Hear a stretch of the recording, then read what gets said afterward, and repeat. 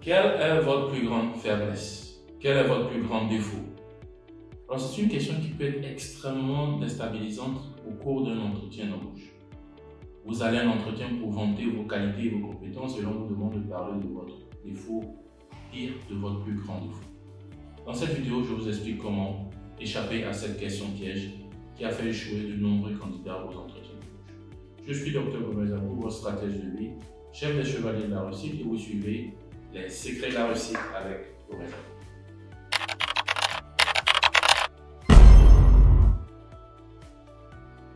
Quelle est votre plus grande faiblesse? Alors, cette question, pour bien y répondre, en général d'ailleurs, pour bien répondre à une question, il faut toujours savoir pourquoi est-ce qu'on vous pose la question. C'est un principe essentiel pour pouvoir bien répondre à une question. Alors, pourquoi est-ce que le recruteur vous demande quelle est votre plus grande faiblesse? Deux raisons. Première raison, le recruteur est à la recherche de professionnels qui sont capables de prendre du recul sur les actions, qui sont capables de regarder leurs actions en rétrospective, ou de faire une introspection sur leur performance. Donc, la capacité à prendre du recul sur ces actions. Première raison pour laquelle le recruteur vous pose la question. Deuxième raison, c'est que le recruteur veut avoir affaire à un professionnel qui est capable de corriger ses erreurs ou corriger ses actions lorsque celui-ci se rend compte que ces actions-là ne sont pas si performantes. Donc voilà les deux raisons pour lesquelles le professionnel ou le recruteur vous pose la question. À partir de cela, avec ça en tête, vous avez trois principes essentiels que vous voulez mettre en œuvre lorsque vous répondez à cette question. Le premier principe, qui est un principe juste de bon sens, vous ne voulez pas parler d'une faiblesse ou d'un défaut qui est essentiel pour le job pour lequel vous postulez. Je donne un exemple. Si vous postulez à un job de comptable, vous ne pouvez pas dire que votre plus grande faiblesse est le fait que vous faites des erreurs en arithmétique. C'est juste pas possible. Parce que le job de comptable, dans la plupart des opérations que vous aurez à faire, elles vont en général utiliser de l'arithmétique, soit de l'addition, de la soustraction, de la multiplication, de la division, ou même des formules plus compliquées. Donc vous ne pouvez pas dire au recruteur que vous avez un problème d'arithmétique. Ou si par exemple vous êtes un éditeur ou un journaliste, vous ne pouvez pas dire au recruteur que votre plus grande faiblesse c'est que vous avez un problème avec les fautes d'orthographe ou de grammaire. C'est juste pas possible. Donc ne mentionnez pas une faiblesse ou un défaut qui est essentiel, dont l'absence ou dont l'absence est essentielle pour le job pour lequel vous postulez. Premier principe.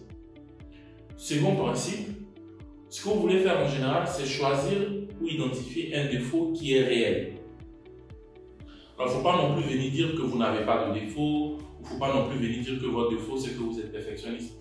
Le recruteur ne va pas y croire. Parce qu'on sait que la plupart, toutes les personnes ont un défaut et en général, la perfection n'existe pas. Donc, il faut pouvoir proposer ou parler d'un défaut qui soit réel.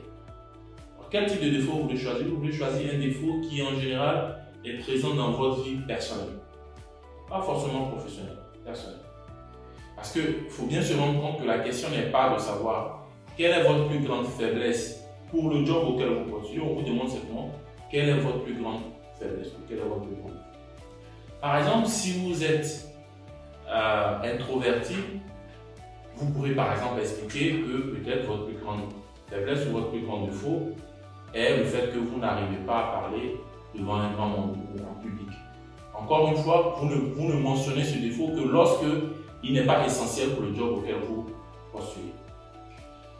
Dernier principe essentiel, une fois que vous avez mentionné le défaut, vous devez être capable d'expliquer rapidement au recruteur qu'est-ce que vous faites chaque jour ou depuis que vous êtes rendu compte de ce défaut pour pouvoir y remédier.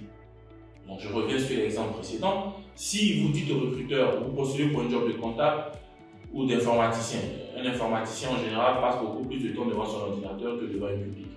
Donc il n'y a rien de mal à dire, mon défaut c'est le fait que j'ai du mal à parler en public. Une fois que vous avez dit cela, il faut maintenant expliquer au recruteur comment est-ce que vous faites pour combler le fait que vous avez du mal à parler en public. Il faut par exemple expliquer que vous vous entraînez à parler devant 2 ou 3 personnes, que vous faites régulièrement des simulations en famille. Il faut trouver quelque chose à dire qui montre que vous y travaillez. Parfois même, une autre astuce qui peut être tout aussi intéressante, une fois que vous dites ce que vous faites, vous pouvez même demander au recruteur si l'entreprise propose des formations pour combler le défaut que vous avez. Donc par exemple, si on revient à notre exemple, vous pouvez dire mon défaut c'est que je n'arrive pas à parler en public. Mais par exemple, est-ce que j'y travaille, je fais ceci, cela, et ensuite vous demandez au recruteur est-ce que l'entreprise offre des formations en matière de communication ou de prise de parole en public. J'espère que cette vidéo vous permettra de répondre à cette fameuse question piège et d'être très à l'aise lorsque on vous posera cela à votre prochain entretien d'embauche. À très bientôt.